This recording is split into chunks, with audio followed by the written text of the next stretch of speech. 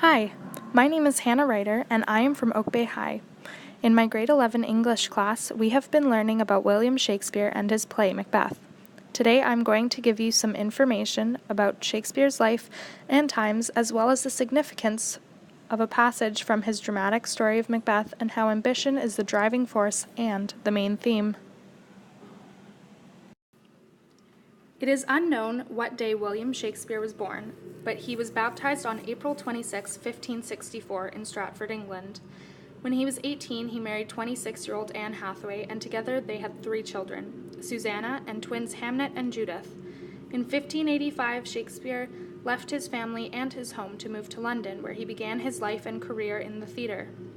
During his time there, he created an acting group called the Lord Chamberlain's Men, who later became the King's Men when King James came into power. He also began writing his plays, and in 1598 he co-owned the Globe Theatre. Although it burned down in 1613 and the plague forced it to shut its doors on several occasions, the Globe Theatre was built and opened again. In April 1616, William Shakespeare died after having a 2-day-long fever. He was 52 years old. Although he died quite young, the writer managed to pen at least 37 plays. Some of his most popular include Romeo and Juliet, Hamlet, Macbeth, and A Midsummer Night's Dream, as well as 154 sonnets and many poems. When he was presenting his plays at the Globe Theatre, he would display the different colored flags depending on the genre. White flags were for comedies, red flags for political, and black flags were displayed for tragedies. In the theater, groundlings, poor people, would sit on the ground during the performance, and people who had a little more money, known as earthlings, sat on cushions on the ground. The audiences would clap if they enjoyed the performance, or hiss if they didn't. Also, his plays had to be presented during the day, as there was no artificial light.